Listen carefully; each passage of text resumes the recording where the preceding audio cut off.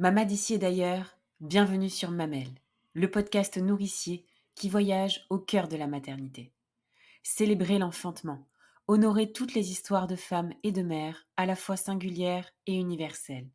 Explorer les mystères qui entourent la naissance des origines à aujourd'hui. Se reconnecter avec la nature pour renouer avec sa vraie nature. Voilà l'essence de Mamelle.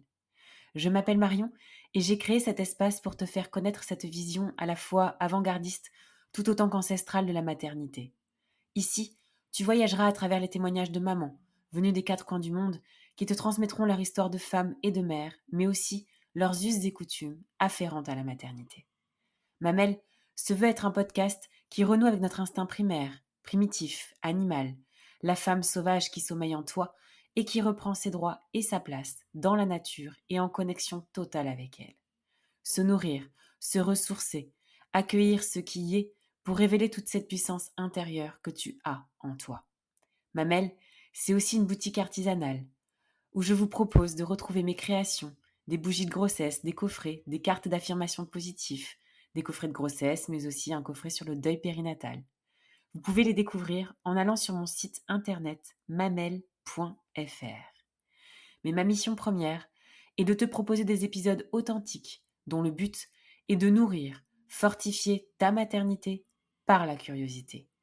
Ouvrir son regard sur la maternité, sa maternité, c'est se donner la liberté de penser sa maternité autrement, différemment, et d'être alors en capacité pleine et entière de créer sa propre maternité. Aujourd'hui, c'est Naomi que je reçois dans mon espace pour un épisode authentique, inédit, un épisode hors série.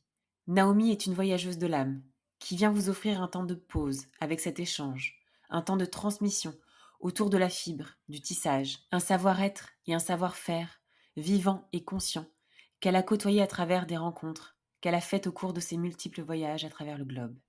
Cet échange est une invitation profonde à la réflexion, à la prise de conscience sur les tissus que l'on porte, mais aussi sur le regard que nous portons sur les traditions et les savoirs ancestraux liés aux tissus.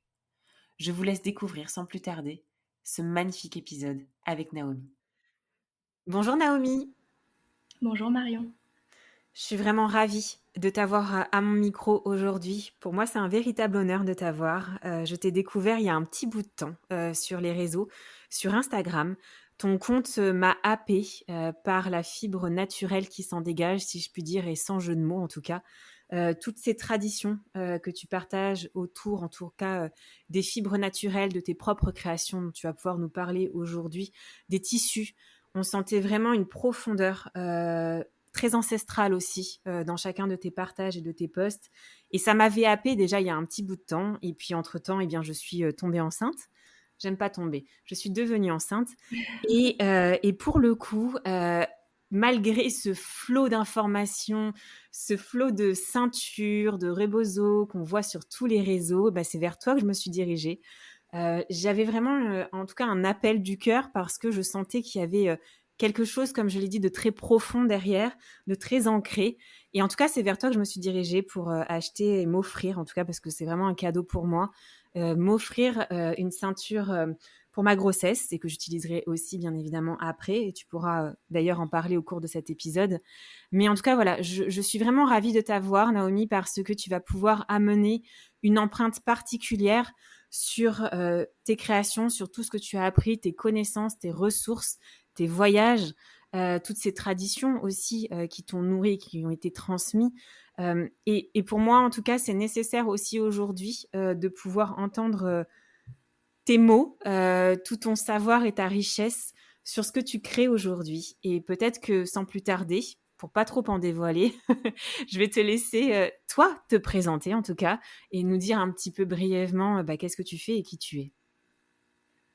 Waouh, merci Marion pour cette présentation. Je suis touchée et honorée, presque émue d'être là, d'avoir l'opportunité de partager voilà, tout ce qui m'anime à ton micro.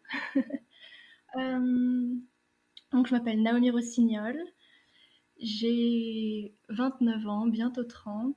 Je suis française, mais je suis née à Hong Kong et j'ai toujours été portée par les voyages à travers ma famille, par exemple À 8 ans, je traversais l'Atlantique. À 16 ans, j'étais en Australie, en Russie. Je suis passée, voilà, par beaucoup d'endroits du monde. J'ai vécu plusieurs années en Asie. Là, je reviens d'un voyage au Mexique, au Guatemala, donc ça fait vraiment partie de qui je suis. Petit oiseau migrateur. Euh,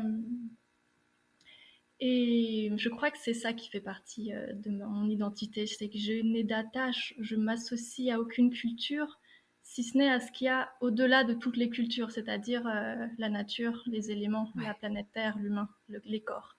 Hmm. Je me définis comme ça.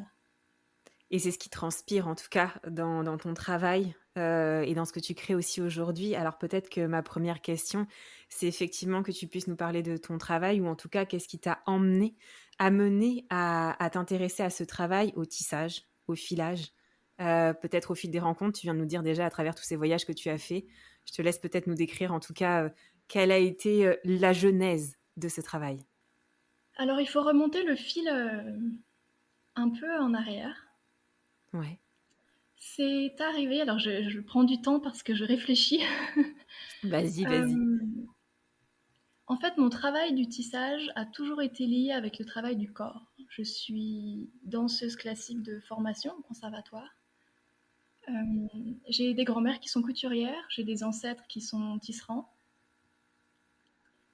Et au bout d'un moment, avec mes études de danse classique, je me suis rendu compte que j'avais pas envie de vouer toute ma vie dans une salle noire, devant un miroir, sur un sol en lino ou un parquet. J'avais envie d'explorer le monde. Je sentais vraiment les limites de la danse classique. Et j'avais aussi envie de m'ouvrir, de dessiner, de danser, de tisser, de continuer de voyager autour du monde comme j'avais fait quand j'étais plus jeune avec mes parents en bateau notamment. Et donc, à la fin du conservatoire, je suis partie vivre un an en Thaïlande. J'étais scolarisée dans une école thaï et je vivais avec les communautés traditionnelles à la frontière du Laos et de la Birmanie. Et là, j'ai vécu dans des familles thaïs et les grands-mères brodaient, tissaient. Elles faisaient la teinture naturelle avec les plantes sur le pied de la porte pour confectionner leurs propres vêtements. Et j'ai été tellement touchée par ça euh, que je me suis vraiment questionnée. J'ai regardé mes vêtements que je portais et je me suis dit, mais ça vient d'où? Ça vient d'où? Et parallèlement à ça, ce voyage, il m'a permis aussi de me soigner parce qu'après quasiment 15 ans de danse classique en sport-études, j'avais mal au dos, j'étais complètement déracinée du sol, j'avais voilà, des problèmes articulaires et donc j'ai découvert la pratique du tai chi, du yoga, de la respiration, la philosophie bouddhiste. Donc pour moi, c'est vraiment a été une année, j'avais 18 ans, qui a été charnière et ça a planté les graines de qui je suis aujourd'hui profondément. Donc après cette année en Thaïlande, je suis partie vivre aux Pays-Bas pendant 4 ans, où j'ai fait des études d'architecture d'intérieur, design d'objets. Passionnant, très intéressant, j'ai adoré, si ce n'est les déchets. Pour moi, il y avait vraiment, j'avais toujours en tête ces grand-mères qui tissaient en Thaïlande au pied de leur porte avec les ressources qu'elles avaient uniquement autour d'elles, parce qu'en fait, il n'y avait pas de téléphone, il y avait quasiment pas d'électricité, les ressources étaient difficiles, donc elles utilisaient uniquement ce qui était autour d'elles. Et quand je suis arrivée aux Beaux-Arts des Pays-Bas, nous étions étudiants, pas très riches. On achetait des matériaux dans les supermarchés de première proximité. Avec le stress des examens, on transformait très vite. Et dès que les examens étaient terminés, tout partait dans les containers à la benne. Donc aucune conscience de où venaient les ressources, aucune conscience dans la transformation, et après une ignorance totale de où partiraient tous ces déchets. Et en plus de ça, les professeurs nous incitaient vraiment, allez, encore une feuille, encore une maquette, encore un tissu, on est dans le flow créatif, on dépense, on consomme. Et moi, ça me faisait un nœud à l'intérieur. Vraiment, ça a été difficile, en fait, ce consommation matérielle, qui était en plus totalement détachée du terrain. Quand on est à l'école, bon, le côté positif, c'est qu'on peut expérimenter absolument tout. Le côté négatif, c'est qu'il n'y a rien de concret, c'est uniquement de la théorie ou du hors-sol, des exercices hors-sol. Et la chance que j'ai eue, c'est que j'ai gagné une bourse d'études entre ma 2 et ma troisième année, un concours que j'ai gagné, un joli chèque. Et je leur ai dit à mon école, les amis, vous êtes bien gentils, mais moi je pars en année sabbatique et je suis retournée au Kyrgyzstan pour apprendre le travail du feutre avec les femmes. Je suis retournée en Thaïlande, je suis retournée voir les grands-mères qui travaillaient les tissages. J'ai rencontré les Miennes, j'ai rencontré les Hakka, j'ai rencontré différentes tribus. Peut-être des gens qui écouteront sont partis en Thaïlande et ont pu aussi rencontrer ces tribus qui sont ces ethnies, j'ai plus envie de dire, qui ont un artisanat qui est très riche et on peut très facilement trouver leur production sur les marchés. C'est très facile d'accès. Donc voilà, je suis retournée au Vietnam et j'ai aussi passé par l'Inde et le Népal pour toucher un peu plus aussi au yoga. Toujours la pratique, le tissage et le mouvement, le corps en parallèle. Ça a fait vraiment partie de ma construction. Donc ce voyage en Asie, il a été très riche. Mais quand je suis rentrée, le confinement est arrivé. Ah Et oui, mon Dieu. l'école a fermé, les frontières ont fermé, on connaît tous. Et donc je me suis retrouvée en Savoie, dans le petit chalet dans la montagne chez mon père, sans atelier, sans ressources, à distance de tous mes camarades de classe, avec qui il y a une grande entraide. Et là, je me suis dit, je fais quoi? J'ai un trimestre pour produire un diplôme de fin d'études. Je suis au milieu de la montagne, je n'ai accès à aucun atelier. Je fais quoi? Ben, en fait, ça a été très vite une évidence. Je vais me balader, je regarde autour de moi les plants disponibles, les fibres disponibles, les ressources disponibles. Et j'ai appliqué en fait ce que j'avais appris, ce que j'avais vu faire partout autour de moi dans les voyages. Donc j'ai trouvé un paysan qui jetait sa laine. J'ai retrouvé un ancien rouet dans la grange d'une grand-mère. Je me suis bricolé des cardes à main et c'était parti en fait. Pour les, pour les, Incroyable, pour ouais. les couleurs, je suis allée faire un peu une cartographie de mon territoire pour me dire, ok, quelles sont les plantes qui peuvent me donner les couleurs nécessaires. Et ça a été vraiment une reconnexion à mon environnement. Trouver où étaient mes alliés, où étaient mes ressources. Et à ce moment-là, je suis tombée sur un... On m'a conseillé un livre qui m'accompagne encore aujourd'hui, qui s'appelle Tresser les herbes sacrées de Robin Wall Kimmerer. Et dedans, elle parle des règles de réciprocité. Par exemple, je cite, prenez que ce dont vous avez besoin, laissez-en une partie pour les autres. Vivez d'une manière qui minimise les dommages, respectez les êtres vivants qui vous entourent. Ou encore, soutenez ceux qui vous soutiennent et la terre durera pour toujours. Et ça m'a fait tellement du bien de lire ça, qui était dans totalement le discours que j'avais à l'école aux Pays-Bas, où on était dans la consommation et dans le détachement d'un territoire. Là, je renouais une relation de réciprocité, de bien-être, d'équilibre avec un territoire. Et c'est ça que j'ai voulu partager dans mon diplôme, c'était questionner la posture de créateur, de designer, d'artisan avec les ressources qu'on récupère, la matière qu'on récupère, comment est-ce qu'on la transforme et comment après, alors pas forcément, on va pas faire des rituels, moi je vais pas forcément chanter ou sacrifier des animaux pour remercier, mais c'était comment est-ce qu'on prend soin, par exemple, des arbres qui sont autour de nous pour que l'année d'après, il y ait des ressources supplémentaires. Donc évidemment, on ne va pas tout détruire, sinon il n'y aura plus rien pour les autres ou pour nous les années suivantes. Voilà. Donc ça m'a vraiment questionné voilà, la consommation des ressources, avec l'industrialisation, la mécanisation, la modernisation. Donc ça a été ouais, une, grande, une grande remise en question intérieure. Et après, j'ai continué du coup à me former sur les fibres végétales. Après la laine, je me suis tournée vers le lin, le travail du lin, du chanvre, de l'ortie. Et au fur et à mesure de mon cheminement, j'ai rencontré une amie. J'ai fait la connaissance d'une personne qui est devenue mon amie, qui avait fait les mêmes études que moi aux Pays-Bas. Et on a décidé de travailler ensemble pendant 2 ans à la revalorisation de la fibre de chanvre. C'était une personne aussi qui était fascinée par les fibres végétales. Donc moi, j'ai pris une maison à côté d'elle, dans un village dans les Pyrénées. Et pendant 2 ans, on a fait pousser du chanvre, on a expérimenté le papier, le tissage, le feutrage, le filage au rouet, au fuseau. Voilà, on a essayé de faire, comment dire, un travail de fond, de source, pour retrouver ces pratiques anciennes, ce savoir-faire, autour des fibres naturelles. Et au bout de 2 ans, une maison d'édition nous a contactés pour nous demander si on voulait partager toutes ces recherches, toutes ces ressources dans un manuel pratico-pratique qui est sorti l'année dernière et dont on aura l'occasion de parler un peu plus. Bah, tu peux en parler maintenant, Naomi, pour le coup.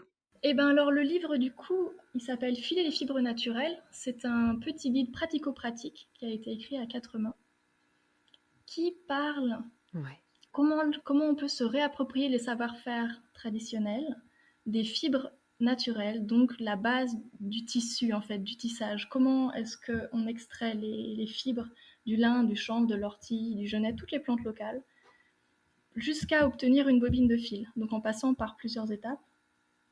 On est aussi allé voir tout le travail des fibres animales. Donc c'est un petit outil qui est accessible ouais, à tout le monde, donc vraiment ouais. revenir à la base du travail textile. Un livre qui a été primé aussi? Un livre qui a eu récemment reçu, oui, le prix du livre pyrénéen la semaine dernière. Donc c'est un Waouh! grand honneur. Ouais, un grand Ouais, honneur. je le partagerai de toute façon, après la diffusion de cet épisode. Oui. Alors pour le coup, moi j'enchaînerai peut-être avec cette question, Naomi, tu parlais justement de ces différents, voyages que tu as faits et le fait d'avoir côtoyé aussi différentes ethnies. Tu en parlais tout à l'heure. Est-ce que tu peux nous décrire un petit peu la symbolique du tissage, qui, en tout cas est ressortie de ces différents contacts, de ces différents peuples? Est-ce qu'il y avait une symbolique un peu universelle? Ou bien il y avait vraiment plusieurs symboliques au vu, des différents pays dans lesquels tu as été? Alors quand on parle de la symbolique du tissage, avant de parler du tissage, il y a des étapes qui sont très importantes. Ouais. À la base du tissage, on trouve le fil. Le fil, c'est comme un cordon, une corde, c'est le mycélium, c'est ce fil qui crée la vie, qui nous relie. Il y a par exemple une jolie citation que j'aime bien, qui vient du livre des symboles, et qui dit: À en croire Platon, tout a commencé par un simple fil enroulé sur le fuseau du cosmos que fait tourner une femme occupée à filer le destin du monde. Et je Waouh! trouve ça magnifique parce qu'en Ah fait, oui. cet outil qui nous Ouais. permet de passer de la fibre brute au fil filé, donc la torsion du fil, cet outil, il peut être utilisé comme outil divinatoire, il peut être utilisé de plein de manières et il est vraiment responsable dans la mythologie à la création du monde. La fileuse, elle a aussi des ciseaux dans les mains et si elle veut, elle peut couper le fil et arrêter la vie. Mmh. Donc je trouve ça Fort. Mmh. magnifique, la Oui. puissance de ce fil. Mmh. Ensuite, on retrouve dans d'autres mythologies, il y a beaucoup la présence du fil d'Ariane, être sur le fil de la vie. Euh, il y avait, je peux citer les moires grecs qui filaient inlassablement les destins humains. Ils mesuraient la durée. Il y a aussi les déesses égyptiennes Net qui a tissé les 7 tissus du monde physique qui constituent notre réalité. Donc on est vraiment sur comment dire, le tissage est lié à la création du monde. Après, plus tard, je me suis intéressée à la symbolique des fibres. Quand on regarde un fil, après, on peut voir de quoi il est constitué. Dans les fibres qui poussent autour de nous, qui sont locales, on retrouve le lin qui est une fibre très solaire et qui a été utilisé chez les Égyptiens pour embaumer les corps. Ils faisaient les bandelettes qui entouraient les momies. Et c'est une fibre qui est au niveau vibratoire très très très élevé et qui participe vraiment à la guérison. C'était utilisé, les Esséniens portaient des grandes tuniques en lin. On retrouve beaucoup de textes dans la Bible ou dans l'Ancien Testament où les personnes religieuses portaient des habits de lin justement pour que ça aide une élévation, que ça participe à une élévation spirituelle. Dans le chanvre est très différent dans son aspect. Il est complémentaire du lin. Des fois, on a du mal à le différencier. Mais quand on commence à connaître le chanvre, il a un côté pour moi qui est plus féminin, qui est lié à la lune. Je travaille beaucoup le chanvre. Et une fois que cette fibre est polie, elle est travaillée, elle a vraiment un côté lumineux, comme un reflet de la lune sur un lac, un jour de pleine lune. C'est vraiment très beau. Waouh! Mmh. Ouais. Et puis il y a l'ortie du coup qui est souvent très chargée en fer et qui représente l'aspect euh, donc rouge, ferreux, et on l'associe à la planète Mars. Donc il y a beaucoup d'associations qui peuvent être faites avec les énergies, avec les astres et les plantes. Ensuite, dans la symbolique des couleurs, là c'est très riche et pendant mes voyages, évidemment, chaque communauté, chaque tisserand donne une définition une symbolique différente en fonction des couleurs. Mais là où vraiment, au Guatemala, je suis rentrée dedans, une sage-femme tisserande me partageait qu'elle tissait des ceintures en fonction de ce dont la mère avait besoin. Au moment où je l'ai rencontrée, elle tissait une ceinture de postpartum et elle me disait: regarde, ce rouge clair, ça représente le sang qui vient de s'écouler. Le rouge foncé, ça représente le vieux sang qui va venir dans les jours d'après. La couleur lilas, ça représente les contractions que la femme vient de traverser. Le vert, c'est parce qu'elle était entourée d'une forêt. Le bleu, c'est parce qu'elle a donné naissance dans une piscine, dans un bassin d'eau. Et en fait, elle racontait toute une histoire à travers la symbolique des couleurs. Je trouvais ça magnifique. Elles m'ont aussi expliqué que chaque couleur vibrait d'une vibration. On pourrait les associer au chakra dans les connaissances plutôt indiennes. Et par exemple, si on a besoin de s'ancrer dans son bassin, à ses racines, de ramener justement, de stimuler la circulation sanguine, on va porter des ceintures qui vont être rouges foncées, rouges profondes. Si on veut par exemple développer plutôt la communication, la parole, et ben on va porter des écharpes bleues. Et je trouvais ça vraiment parlant parce Oui. qu'après j'ai regardé ma garde-robe. Ouais. Je me suis rendu compte à quel point les couleurs avaient évolué en fonction de mon évolution, Ouais. d'adolescente à jeune femme jusqu'à aujourd'hui. Mmh. C'était vraiment très Très intéressant, comme intéressant. si les Ouais. couleurs activaient l'énergie. Mmh. Et maintenant, j'ai envie de parler du métier à tisser, qui là Ouais. aussi a une énorme symbolique dans différentes cultures dans le monde. Notamment, j'ai trouvé ça magnifique, le tissage chez les peuples en Tunisie et au Maroc. Oui. J'ai trouvé des textes qui associaient la création d'un tissage avec la création d'un enfant, la gestation d'un bébé. Waouh. Mmh. Comme si le métier à tisser, en fait, tu vois, était la matrice de la mère. C'était un Exactement. être Mmh. vivant, doté de pouvoirs magiques. Le métier à tisser était un utérus créateur. Waouh. Mmh. C'est-à-dire que, tu vois, les morceaux de bois du métier à tisser, ils peuvent Oui. représenter les os du bassin de la Et mère. oui. Ouais. Le bassin qui est fixe, stable. Les fils, c'est la création cellulaire, c'est ce qui va se tisser petit à petit. Ouais. Il y a une navette, un bâton, qui rentre et qui sort du métier à tisser, qui représente l'énergie masculine, Ouais. qui est en protection et qui vient nourrir le ventre, le tissage de la femme. Ça, je Ouais. trouvais ça absolument magnifique. Ouais.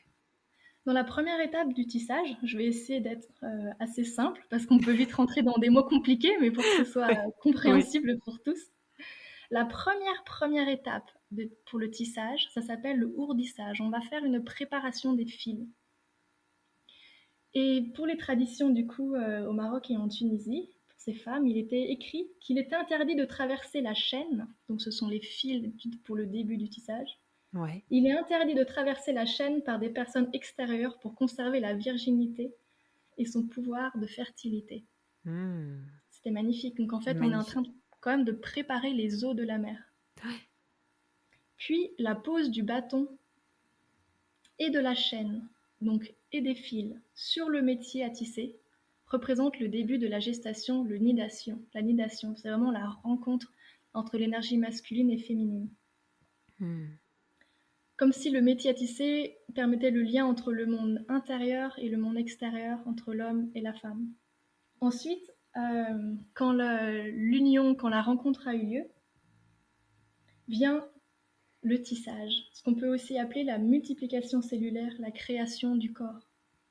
Et cette création du corps, elle se fait par l'alliance de la chaîne et des fils de la navette. La navette, c'est donc l'énergie masculine qui rentre et qui sort Ouais. pour créer la trame. Et il y a du coup cette navette qui rentre et qui sort. Et puis pour tasser tous les fils ensemble, on utilise un peigne, qui est considéré comme un objet magique transmis de génération en génération, parce Mmh. qu'il a comme fonction symbolique et spirituelle d'assurer l'union des opposés et des complémentaires. C'est pas Mmh. magnifique? Ouais. Incroyable. Voilà, et puis après la naissance c'est assez similaire aussi. Comme on coupe le cordon ombilical, comme le bébé se détache de son placenta, Oui. les sages-femmes vont faire une prière en coupant le dernier fil qui relie le tissage du métier à tisser. Mmh. Et souvent, il y a des chants, des rituels qui sont associés à ce moment-là. Et ensuite, le métier à tisser est nettoyé, les fils sur le sol sont balayés, et le monde extérieur pour venir découvrir le tissage, découvrir l'enfant. Waouh, c'est beau. Ouais, c'est magnifique. Ce lien entre le tissage et la naissance, l'enfantement et toute cette gestation et puis qui, en définitive, à l'origine, en fait, la matrice, on dirait vraiment, c'est très, très beau. Exactement, Mmh. exactement. Une fois que le tissage est tissé, il a sa vie. Le tissage, dans beaucoup de peuples partout autour du monde, représente une mémoire vivante, une carte d'identité. Il y a beaucoup de communautés qui ont des tissages qui sont, comment dire, qui traduisent toute une histoire, une culture. Des fois, dans les tissages sont inscrits des plans, des cartes secrètes. Des fois, ils permettent de cacher des indications, ils permettent de conserver les connaissances des plantes, des oiseaux. C'est des lieux de cachette aussi. Il est arrivé pendant des migrations, pendant la colonisation, les femmes cachaient dans leurs broderies des graines natives pour pouvoir les conserver. Pendant encore une fois la colonisation, les tissages, c'était par exemple pour les Mayas du Guatemala et du sud du Mexique. Les tissages, c'était les livres que les Espagnols ne pouvaient pas brûler. Et oui. Mmh. Et je trouve ça absolument magnifique. Et partout Mmh. où je suis allée, ça peut être la même communauté, mais d'un village à un autre, il va y avoir des légères modifications dans les sacs. Et Mmh. en rencontrant une personne portant un costume traditionnel, on peut savoir très précisément d'où elle vient. Et ça, je trouve ça Ouais, magnifique. De quel village, presque de quelle maison. c'est vrai, ouais.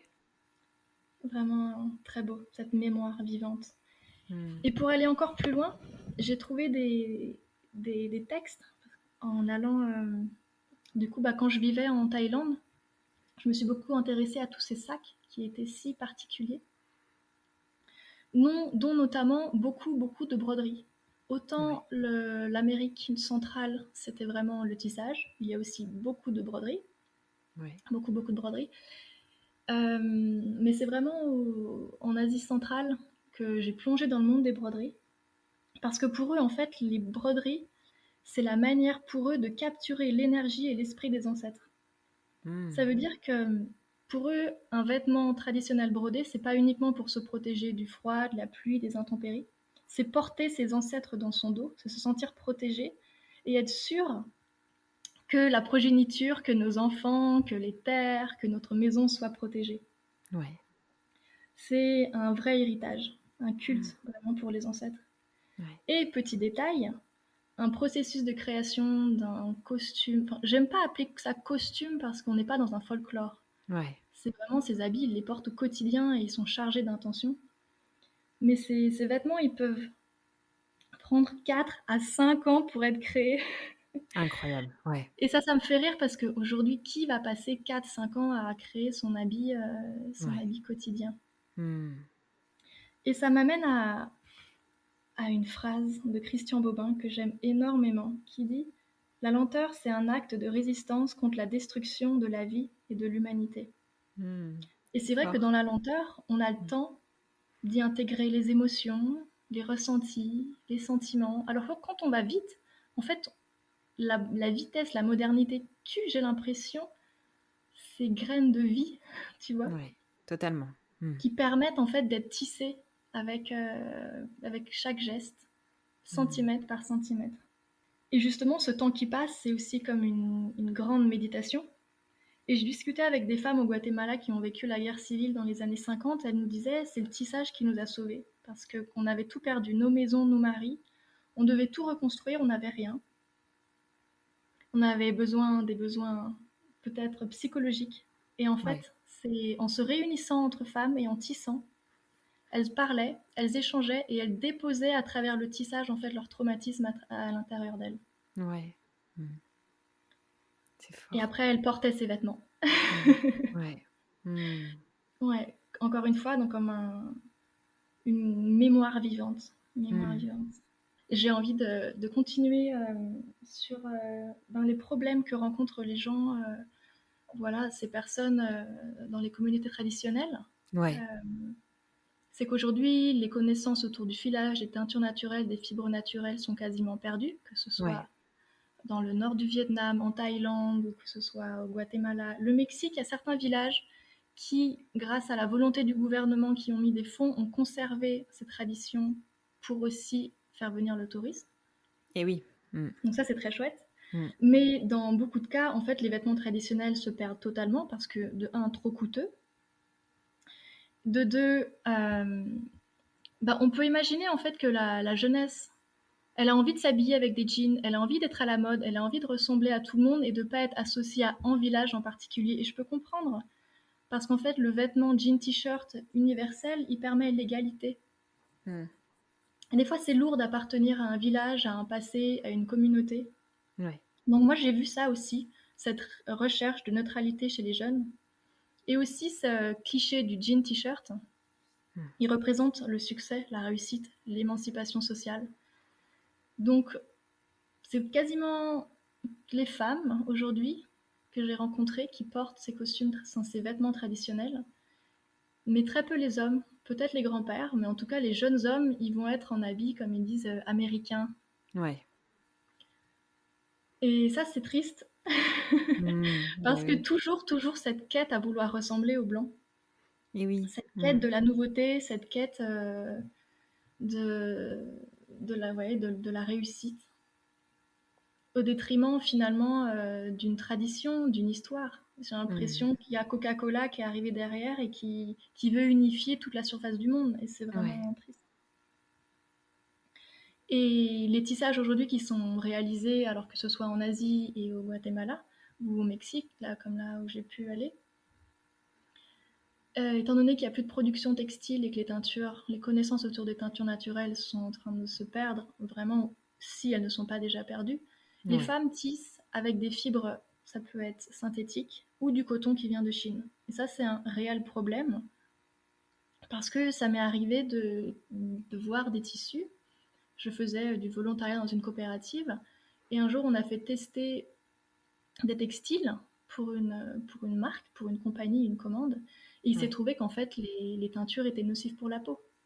Mm. Et ça, c'était voilà, un test parmi des milliers et des milliers de productions. Ouais. Et c'est pas OK. Bien sûr, bien sûr. Mm. Et c'est pas OK. Mais on n'est pas au même rythme.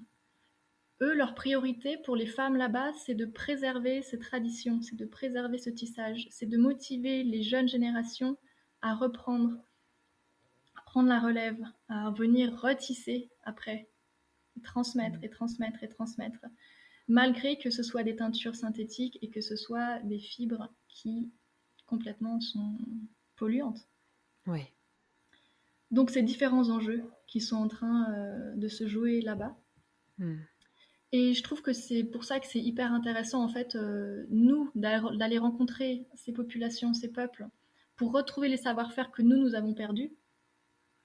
Et d'un autre côté, leur montrer, parce que nous, il y a beaucoup de personnes en Europe et en France qui ont encore ces connaissances ou qui ont retrouvé et qui pratiquent euh, toutes les teintures naturelles et qui sont de plus en plus sensibles au lin, au chanvre, à la laine.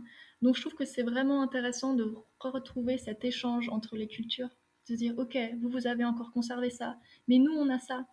Par exemple, en écrivant le livre, j'ai exploré tout un tas de différents fuseaux. Donc un fuseau, c'est l'outil qui permet de faire le fil. Ouais. J'en ai quasiment toujours un dans mon sac. Et quand je suis arrivée au Guatemala, ils m'ont regardé avec des yeux, ils savaient même plus à quoi ça servait. Et seulement une ou deux personnes m'ont dit ah oui, j'avais vu ma grand-mère faire ça, mais je sais même plus comment on l'utilise. Et en fait, c'était très rigolo parce que elle m'apprenait à tisser et moi je leur montrais comment filer. Mm. C'était vraiment rigolo. Très intéressant, effectivement, ce que tu Ouais. es en train de déposer là. Et donc tu me disais comment mieux consommer nous à notre échelle. Exactement, oui. Ben oui. Ben déjà revenir à du local. Ouais. Dans la mesure du possible, alors je sais que ça prend du temps, c'est comme quand on change d'alimentation, c'est comme quand Ouais. on change d'habitat ou quand on commence à questionner. On va pas trouver les réponses du jour au lendemain, ça prend du temps d'aller rencontrer, d'aller se questionner, d'aller peut-être chercher des associations, des gens qui travaillent dans ce domaine. Ouais. Mais revenir au local, et c'est-à-dire d'où vient la fibre, où est-ce qu'elle a été transformée, par qui, dans quelles usines. refaire revivre les artisans aussi qui sont autour de nous. Parce qu'il y a des artisans qui n'attendent que ça, en fait, avoir des Bien sûr, commandes. bien Ouais, sûr. ouais, ouais. Mmh.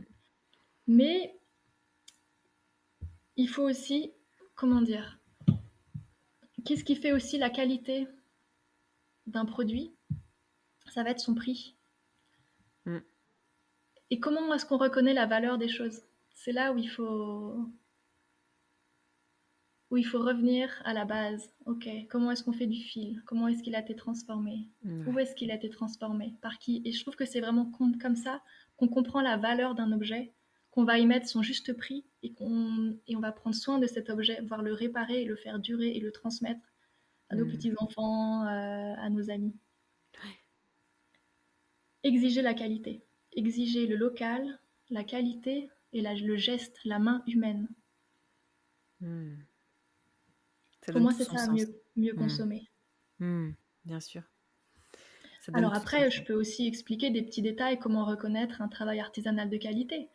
Parce Mmh. que, alors autant en Europe, il y a du travail artisanal, mais il y en a pas énormément. Mais dès qu'on voyage en Asie ou en Amérique centrale, alors là, ils sont les champions du monde, mais vraiment dans le sens positif. C'est Ouais. extraordinaire tous les tissages, et il y en a tellement en quantité qu'en fait on ne sait plus juger, on ne sait plus comment choisir lequel est le plus beau, lequel vraiment a de la valeur. Donc ce qu'on Mmh. peut regarder, c'est se questionner quelle est cette fibre. Est-ce que c'est de l'animal? Est-ce que c'est du synthétique? Pour ça, on prend un briquet et on brûle une toute petite fibre. Si ça sent l'animal, eh ben c'est positif. Si tout de Ouais. suite ça se rétracte et que ça fond très vite, on pourra voir qu'en fait c'est une fibre qui est issue du pétrole. Ah! OK. On peut aussi regarder la finesse du tissage. Un tissage fait à la main, il aura toujours des petites irrégularités. Un Mmh. tissage industriel, on va voir il est presque parfait en fait. Il n'y a plus l'empreinte de la main humaine. Ouais. On peut vraiment regarder, je vous invite à vous approcher et à regarder par exemple la précision des broderies. Encore une fois, une broderie industrielle, on retourne la broderie, on va regarder sur le verso et là on peut voir en fait plein de points saccadés. Une Mmh. broderie à la main, elle va être organique, elle va être fluide, il va y avoir des petites erreurs, mais elle va avoir plus de vie, de vibrance, si je Mmh. peux dire ça comme ça. Ouais. On peut regarder aussi ce qu'on appelle la lisière, c'est le côté d'un textile. Les lisières artisanales, si c'est fait par une personne qui vraiment est un maître dans son art, sera parfaite, presque le travail d'une machine. Presque le travail d'une machine, je dis. Ouais. Mais il y a des artisans, et moi j'en ai vu, qui faisaient un travail très vite justement pour être dans la rentabilité. Et les bords des textiles, des tissus, étaient complètement négligés et vraiment dégueulasses, j'ose le dire. Ouais. Vraiment dégueulasses. Et Ouais. ensuite, il faut se méfier des teintures naturelles. Parce que moi, je suis allée dans des coopératives demander, et cette couleur, elle est faite avec quoi? Et cette couleur, elle est faite avec quoi? Alors, ils m'ont sorti des magnifiques noms de plantes. Et après, je me suis quand même renseignée un peu plus en profondeur parce que je trouvais que ces couleurs, elles étaient tellement vives que je me suis dit, attends, ils ont vraiment des plantes comme Comment ça c'est ici, possible? Ouais. comment c'est possible? Ouais. Et en fait, les industriels sont hyper intelligents. Ils ont donné aux produits chimiques le nom des plantes. Ah!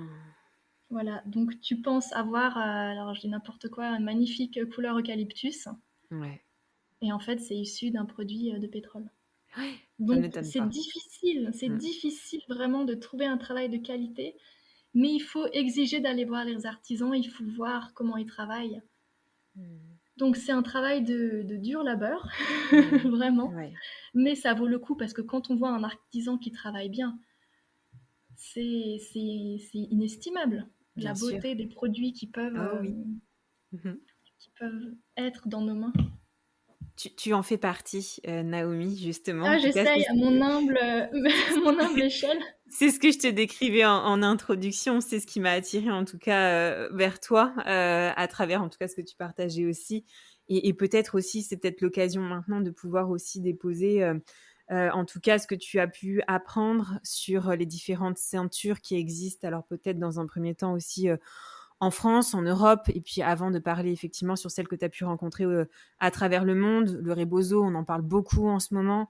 En tout Oui. cas, voilà, peut-être plus, largement sur toutes ces ceintures, comment en tout cas, tu as toi-même aussi mis en tout cas tout ton talent à travers la création des ceintures que tu proposes aussi aujourd'hui. Ouais, alors on n'en a pas trop parlé, mais du coup, je retire le fil de notre histoire en arrière. Ouais, Après avoir quitté le conservatoire en danse classique, je suis rentrée dans le mouvement. J'ai pratiqué pendant 10 ans le yoga et puis j'ai senti l'appel du ventre, mais énorme, de me diriger vers le monde des naissances. ouais, Je me suis formée en yoga prénatal, je me suis formée pour accompagnement des naissances et tous les soins postpartum. ouais, Et donc j'ai passé beaucoup de temps dans mes voyages, en fait, à côtoyer des sages-femmes. Et il se ouais. trouve que beaucoup de sages-femmes sont tisserandes. Donc Mmh. c'est comme ça que je suis arrivée à m'intéresser aux textiles de soins, aux textiles rebozo, aux ceintures abdominales. Ouais. C'est quelque chose que je n'avais pas vu ici. Mmh. Et c'est vraiment en voyageant partout, dans différents pays, dans différentes cultures, que je me suis dit, c'est super intéressant. Elles utilisent les tissus dans les pratiques de soins. Alors je peux commencer par les ceintures ou par les rebozos, tu préfères quoi? Je ne sais pas ce qui est peut-être le plus pertinent. J'ai envie de commencer par les ceintures. Le rebozo a tout le temps la priorité, je Ça veux les marche. ceintures. Alors les ceintures, il a fallu que je traverse l'Atlantique pour me rendre compte qu'en fait, traditionnellement, il y en avait dans mon village, dans les Ouais, Pyrénées. tu vois? Ouais. Et oui, mais c'est souvent comme ça Ouais, ouais, ouais, ça m'étonne pas. qu'on trouve les fatchés en Catalogne, les taillols en Provence, les cinta au Pays Basque. Et en fait, chaque dialecte a des noms pour décrire les ceintures. Ouais. Partout dans nos régions, dans nos belles régions françaises. J'imagine qu'il y en a en Bretagne, je n'y suis pas allée. Les auditrices peut-être auront des noms à me donner. Ouais, Mais dès qu'on regarde le folklore traditionnel français, on trouve des magnifiques ceintures qui étaient portées par les hommes principalement ouais, pour la vie de tous les jours, pour les sports, pour les cérémonies, les fêtes. Et les femmes, c'était porté plutôt dans les soins qui entourent la maternité. J'ai découvert aussi, grâce à une personne qui fait un travail incroyable, euh, Célia Sigègre, pardon, qui est Célia oui, je Doula. Du l'ai coup, interviewé. Oui, oui. Et ensemble, on a parlé pendant très longtemps autour des ceintures de naissance qui et appartenaient à oui, l'Église. Donc en fait, c'était des ceintures de protection, des ceintures bénies, ouais, qui étaient mises à disposition pour les femmes. Donc les femmes se transmettaient cette ceinture ouais, pour accompagner leurs accouchements. Donc ça, c'est quelque chose qui existait ici. Et après, quand on s'éloigne un petit peu, là, j'étais très récemment en Lituanie pour faire des ouais, recherches autour de la fibre du lin. Et j'ai trouvé des ceintures absolument magnifiques. Et grosse surprise pour moi, les motifs étaient exactement les mêmes que ceux que j'avais rencontrés au Guatemala. incroyable.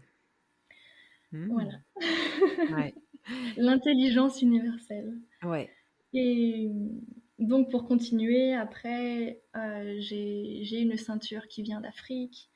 J'ai retrouvé des ceintures en Colombie, les chumbe. Il y a des ceintures en Malaisie, les bengkung qu'on utilise pas mal en Ayurveda.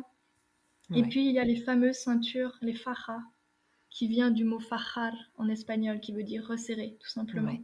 Mmh. Euh, et j'ai pu participer à la création de ces fajas, j'ai pu m'asseoir à côté des sages-femmes au Guatemala et c'était absolument magnifique. Donc je racontais la symbolique des couleurs, mais Ouais, c'était vraiment ça. Chaque ceinture était créée avec une intention particulière. Les tout à sages-femmes fait. priaient avant de commencer le tissage et remerciaient, faisaient des offrandes en coupant les derniers fils parce que les sages-femmes avaient vraiment cette dimension matérielle et immatérielle spirituelle. Et Ouais, c'était magnifique quand j'étais avec ces sages-femmes parce qu'elles remerciaient très souvent la déesse Ixchel et Ixchebelchak, qui sont. Donc Ixchel, c'est la déesse de la lune, et la deuxième, Ixchebelchak, c'est la femme du créateur. Et ces ouais. deux déesses mayas étaient les premières tisserandes et les patronnes des naissances, de la procréation et de la médecine. Donc encore une Ah, fois, on retrouve ces liens entre les naissances, la création et le tissage. Ces sages-femmes qui tissaient ces ceintures, évidemment, elles les utilisaient dans leur travail. ouais, Donc les ceintures abdominales, quel usage on en fait?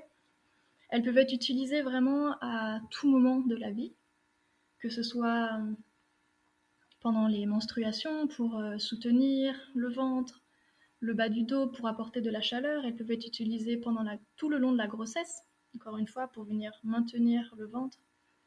Elles peuvent être utilisées quand on travaille, quand on doit apporter des charges physiques. Ouais. Elles viennent aussi maintenir les organes en postpartum, dans tous les soins postpartum. Et elles jouent aussi un gros rôle au niveau protecteur, énergétique et aussi symbolique. Mm. Venir protéger son ventre, se protéger des énergies négatives, donc pareil pendant la grossesse. Ouais. Ça peut être aussi une ceinture qu'on peut porter dans des moments confrontants, des moments où il y a beaucoup de mouvements autour de nous, pour venir retrouver son centre, retrouver une protection, une contenance, un centrage. Mm. Et c'est aussi des ceintures qui sont utilisées pour emmailloter les bébés. Je trouve ça très Oui. beau. J'ai vu et on m'a enseigné aussi que toujours dans cette notion de centrage, les personnes qui donnent des soins, qui donnent des massages, quelconque pratique, il est hyper important que ces femmes portent elles-mêmes une Mm. ceinture pour qu'elles soient enracinées, centrées dans leur bassin. Et depuis, quand je propose des massages, quand je m'occupe de soins avec les femmes, c'est vrai que je porte toujours cette ceinture et ça me Ouais. donne cette reliance, ce centrage à moi-même. Et maintenant, je le sens en fait. Si je donne un soin sans cette ceinture, j'ai l'impression qu'il me manque Ouais. quelque chose, vraiment. Très intéressant ce Et que tu décris. Ouais. Mm. ça peut être une ceinture qui est, je veux dire, coupée dans des draps de grand-mère. Ça peut être Ouais. un châle que vous avez, une écharpe que vous avez chez vous, autour de vous. Ça n'a pas besoin d'être une ceinture qui a été tissée par je ne sais qui. Donc Mm. c'est vraiment important pour moi de juste s'approprier ce qu'on a autour de soi. Ouais. Et comment on peut nettoyer une ceinture? Donc il y a le nettoyage ben, comment dire, physique, avec de l'eau et du savon. Oui. Mais étant donné que les sages-femmes traditionnelles, elles travaillent beaucoup avec le côté immatériel énergétique, Ouais. quand elles veulent nettoyer une ceinture, elles utilisent la fumigation où elles Mm. étirent les bandes des plusieurs côtés. Peut-être que vous allez entendre le bruit si là je le fais. Elles Ouais. vont faire claquer la ceinture. Ça va Ouais. faire vibrer les fibres et ça permet au nettoyage d'une ceinture. D'accord. Super intéressant. Mm. Voilà, donc toutes ces ceintures qu'on retrouve autour du monde et qui sont utilisées. Comme je disais, c'est intéressant de voir qu'en Lituanie et au Guatemala, je retrouve les mêmes formes et les mêmes C'est ça. motifs. Mais j'ai vraiment, pour moi, cette intuition qu'on a un langage universel Ouais. dans nos cellules, partout autour du monde. C'est fou. Mhm. Bah, justement, peut-être aussi après, nous parler un petit peu du rebozo qu'on entend un peu, partout, même exclusivement, en tout cas, quasiment exclusivement en France. Ouais, le rebozo, qu'est-ce que c'est que le rebozo? C'est simplement un châle. Selon une sage-femme qui s'appelle Rachel Garcia, qui est la créatrice de l'école Innate Tradition, Mmh. elle écrit que le rebozo est arrivé au Mexique par les Espagnols, par la colonisation, et il est arrivé aux Espagnols via les Arabes, et il serait sûrement arrivé aux Arabes par les Russes, et les Mongols, et les nomades. Donc en fait, Ouais, d'où vient vraiment ce textile?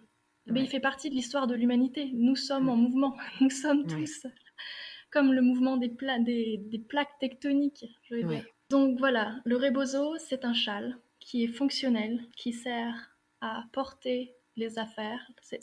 C'est l'ancêtre du sac à dos, si on veut. ouais. Il Mmh. permet de porter les bébés, il permet de porter la nourriture, le bois sur la tête. Il permet de servir de couverture, de cape contre la pluie. C'est vraiment juste un outil du quotidien du Ouais, peuple, très clairement. Et puis il a été du coup très rapidement mis dans la boîte à outils des sages-femmes parce qu'il était très pratique et elles l'avaient sur elles. ouais. Et donc, pour resserrer les bassins, pour faire quelques mouvements, des mouvements dans le corps, pour participer au resserrage du bassin après les accouchements. Voilà vraiment le rebozo. Les sages-femmes au Guatemala, je leur ai posé la question, elles portent tout un rebozo avec elles toute la journée, mais elles ne connaissent pas le soin rebozo. Ça m'a fait Mais sourire. oui, c'est ça, ouais. C'est ce que j'avais bien Elles cru m'ont dit, comprendre dans mes différentes recherches. Ouais, ouais. oui, le rebozo, on l'a avec nous. Oui, de temps en temps, on peut l'utiliser, voilà, pour secouer un peu les hanches, pour aider la rotation d'un bébé dans le bassin, pour qu'il sorte mieux, mais c'est tout. Ouais. Ça fait partie tellement de manières intégrale de leur boîte à outils qu'il n'y a pas de soin proprement parlé qui s'appelle le soin Rebozo. C'est Ouais. intéressant ce que tu Ouais. dis. Et peut-être justement, au vu de tout ce que tu viens de nous décrire aussi, Naomi, sur toutes ces transmissions aussi que tu as reçues à travers ces différentes cultures, c'est vrai que revient souvent sur la table le terme d'appropriation culturelle. Qu'est-ce que toi, tu en penses? Quelle est ta vision par rapport à ça? Ouais. Merci de poser cette question. Elle est pas C'est simple et évidente, hein. C'est vrai que tout le monde ne souhaite pas forcément y répondre parce qu'il y en a beaucoup qui se font attaquer, sur les réseaux en tout cas mais en tout cas, voilà, moi c'est vrai que je te la pose parce que je crois que tu es, OK en tout cas pour pouvoir échanger avec nous là-dessus. Oui, je vais te répondre le plus humblement et fidèlement possible parce que c'est une Ouais, question qui m'a beaucoup travaillée et ouais. j'ai été attaquée aussi sur les réseaux Ah, sociaux, tu ça m'est vois? arrivé, Ouais en me critiquant de blanche colonisatrice. et oui, voilà. Mmh. Mais d'où vient l'appropriation culturelle? Pour moi, dans appropriation, il y a le mot de propriété Mmh. qui est vraiment proprius en latin, sans partage. On parle d'appropriation culturelle dès qu'on parle de la colonisation. Colonisation, domination, exploitation, voire même invasion, massacre. Encore une fois, si on remonte avant la colonisation, il y a des peuples qui ont des pratiques similaires autour du monde, mais ce n'est pas, comme on a vu le Rebozo, il a voyagé de différents endroits dans le monde. Ce n'est pas cet objet, c'est le mien, c'est ma culture, c'est ma Mmh. possession. J'ai l'impression que ça, c'est arrivé avec le patriarcat, avec la colonisation, avec vraiment l'action de s'attribuer les biens. Ça, c'est Mmh. ma terre, ça, c'est mon outil, c'est ma culture. Et on peut le voir avec les musées. Il y a certains musées à Paris où la plupart sont des objets volés, où je ne pense pas que les peuples ont été rémunérés à la juste valeur, surtout Ouais. quand on rentre dans des objets qui sont sacrés de rituels, où là, on ne Mmh. peut pas attribuer de valeur, en tout Mmh. cas matérielle et physique. Donc, pour moi, l'appropriation culturelle, elle s'applique quand on est dans une position d'exploitation, de domination, quand on est dans une posture offensante, abusive et inappropriée. Mais dans mon cas, Bah oui. je tiens Mmh. à mettre les choses claires. Quand je suis partie à la rencontre de ces femmes, j'y suis allée avec beaucoup de bienveillance et j'ai été accueillie par des femmes avec le grand sourire avec beaucoup d'amour. Ces femmes, j'ai de l'émotion parce que Mais oui, bien ça sûr. a été des échanges qui ont été forts et ensemble avec ces sages-femmes, avec ces tisserandes, on a parlé d'appropriation culturelle et elles nous ont Ouais, dit mais nous, on est tellement heureuses de partager ça avec vous. ouais. Merci de traverser le monde et de venir apprendre nos savoir-faire. On est Mmh. tellement heureuses que vous rameniez des textiles, des techniques chez vous parce qu'en fait, ça permet de continuer à faire vivre. Mmh. Vous nous apprenez des choses et on vous apprend des choses. Mmh. Et ça me rappelle un moment qui a été très fort. Donc j'ai rencontré un groupe de sages-femmes au Guatemala et depuis toujours, n'avaient pas été autorisées à partager leurs connaissances. Quand je dis Mmh. pas été autorisées, je mets des nuances, c'est parce qu'en fait, ces sages-femmes, elles sont comme canal de messages. Elles se connectent aux éléments de la nature et elles Ouais. reçoivent. Ce n'est pas elles qui décident avec leur mental, elles posent la question, elles s'assoient devant un feu et le feu leur dit ce qu'elles doivent faire, quelle posture elles doivent adopter. Et un jour, Ouais. elle parlait au feu, le feu particulièrement parce que c'est le seul élément de la nature qui n'est pas et qui ne pourra jamais être contaminé par l'homme. L'eau est Mmh. contaminée, la terre est contaminée, l'air est contaminé, mais le feu reste pur. Mmh. Donc elle se connectait à ce feu, et je crois que c'est dans les années 2010 ou 2012, pour la première fois, elles ont eu le message, si vous voulez que vos pratiques survivent à cette destruction massive qui s'appelle, on le connaît tous, mondialisation, Ouais. capitalisation, patriarcat, en fait, il faut que vous ouvriez, que vous appreniez à partager ces connaissances avec les blanches, les jaunes, avec les autres femmes autour de Ouais. la Terre. Mmh.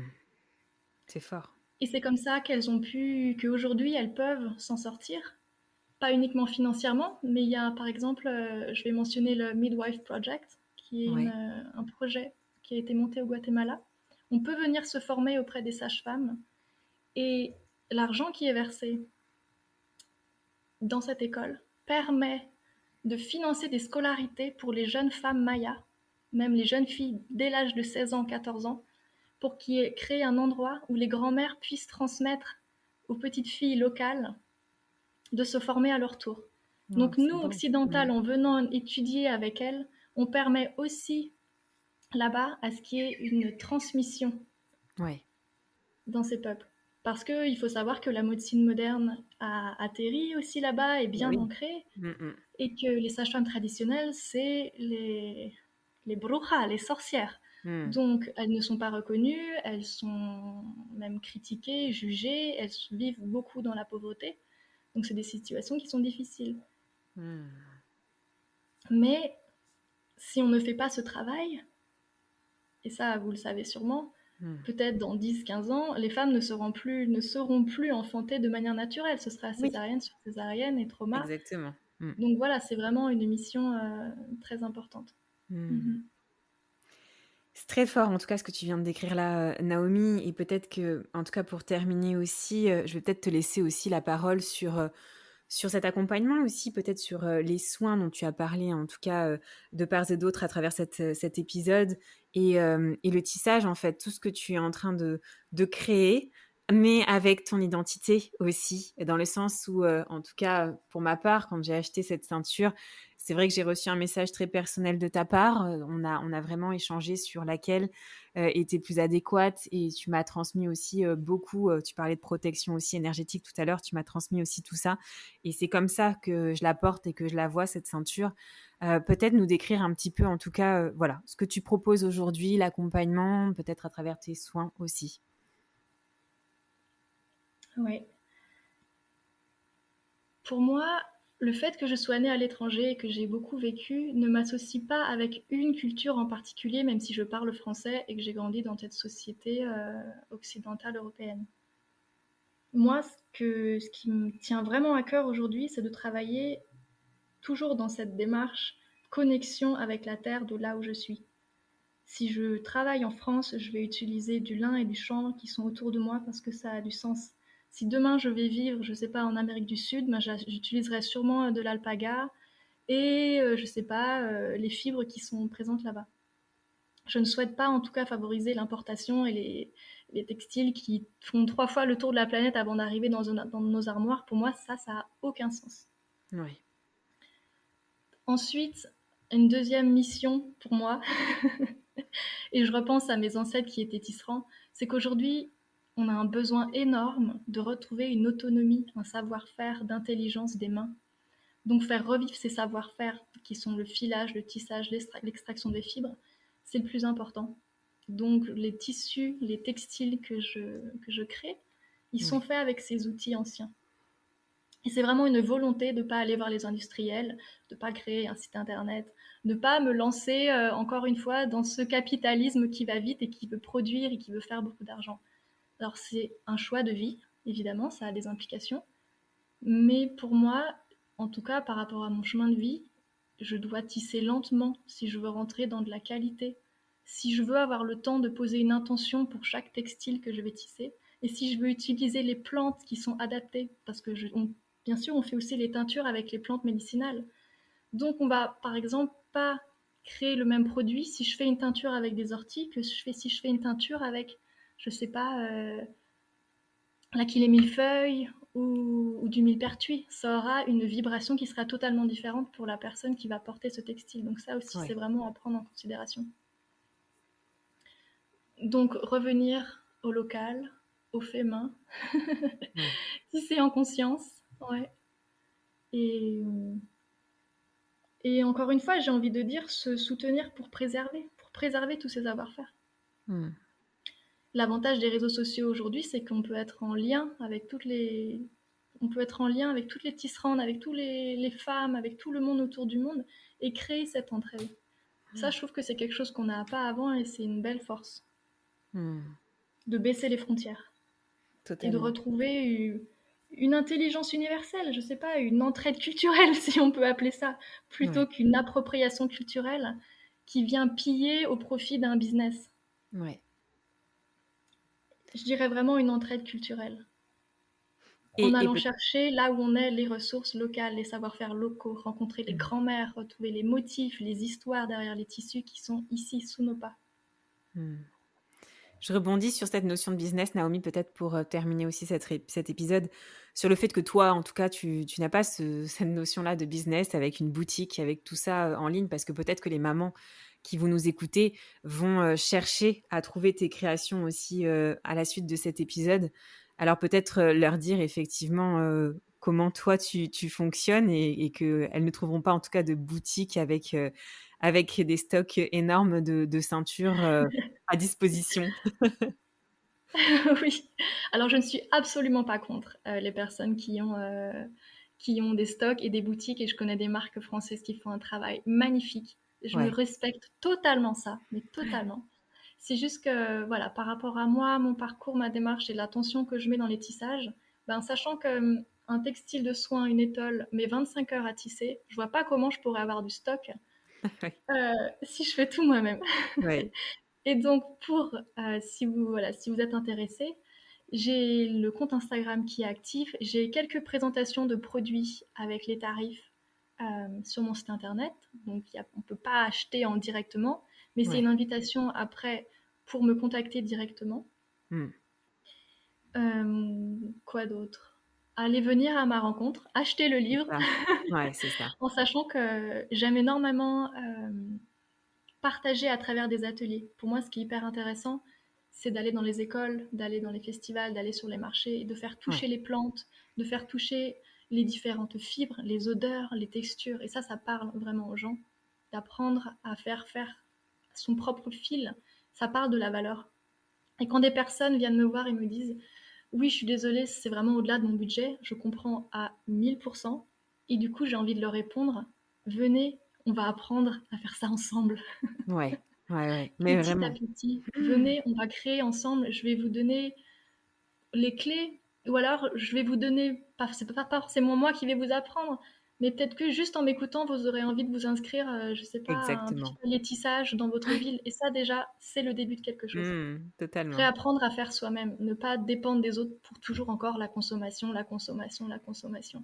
On ne se rend Mmh. pas compte, mais derrière la consommation, ben, c'est de l'argent, c'est du business, c'est Totalement. encore ce monde capitalisme de consommation. Ouais, ouais, ouais, Et totalement. ouais, refaire les choses soi-même, localement, prendre le temps de les faire, comme on fait son pain ou on fait son jardin. Je le classe Ouais, de même c'est vrai. catégorie. C'est totalement ça, c'est exactement ça. En tout cas, c'est le message aussi qu'on a bien reçu, à travers cet épisode et les nombreux messages que tu as fait passer, Naomi. Je ne sais pas si tu as un dernier point à transmettre ou message ou, Oui, citation? après pour tous les accompagnements, les Oui. soins, encore une fois, j'en fais pas la promotion. Ouais, Je travaille avec les personnes qui sont autour de moi, que ce soit de manière physique. ouais, Donc c'est souvent des rencontres, des amis, des consoeurs, et je préfère que ça se fasse du bouche à oreille plutôt que d'avoir une carte de visite et d'être déconnectée. En fait, j'ai besoin que ça, que ça vibre. ouais, Voilà. Donc encore une fois, c'est me contacter, on discute, on se rencontre et on voit ce qui est possible. c'est ça, venir à ta rencontre. Voilà. Et j'aimerais terminer aussi Dis-moi. pour parler du Ouais. livre.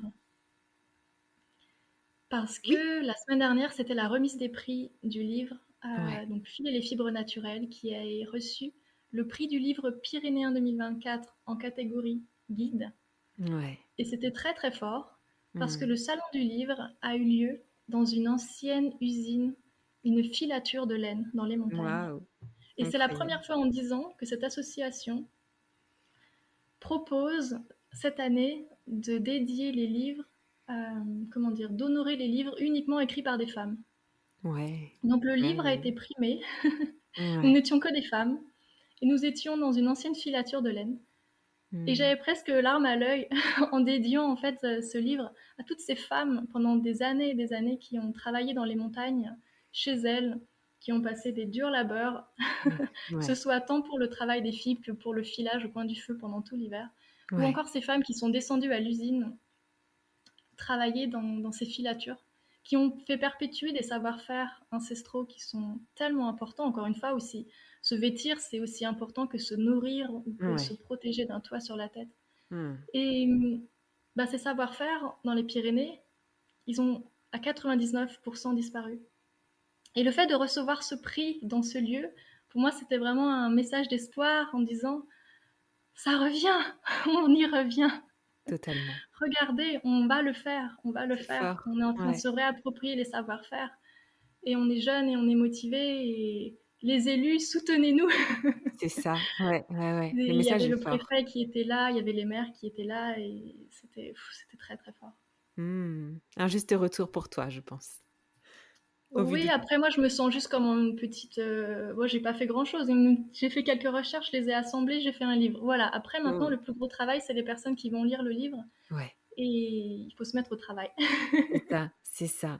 Bon, en tout cas, les messages sont passés, Naomi, et vraiment, je te remercie du fond du cœur d'avoir accepté, de faire cet épisode, d'avoir accepté de nous transmettre, tout ton savoir et encore, je pense que tu pourrais en parler pendant encore des heures. On pourrait t'écouter aussi, longuement, mais déjà, en tout cas, tu as un véritable puits de science et je suis encore une fois très honorée que tu aies pu, déposer là toutes ces ressources hyper importantes, nécessaires, précieuses et dont on n'entend quasiment pas parler, en tout cas aujourd'hui.